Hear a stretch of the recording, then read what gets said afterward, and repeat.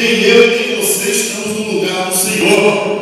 Aleluia. Toda a esfera, Ele é Senhor e nós somos servos. E Ele é rico em misericórdia. Aleluia. Queira você ou não, Ele é rico em misericórdia. Amém? E é por isso que você está aqui. É por isso que você ainda tem vida. Você sabia que a sua vida pertence a Deus?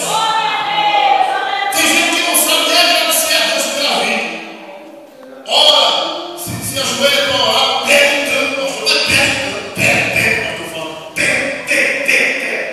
mas nunca diz: Senhor, muito obrigado pela minha vida. Obrigado, Jesus, porque tu me concedesse mais do que ele vida. Aleluia, porque tu me deste um fôlego de vida e eu posso te glorificar e te exaltar. Amém?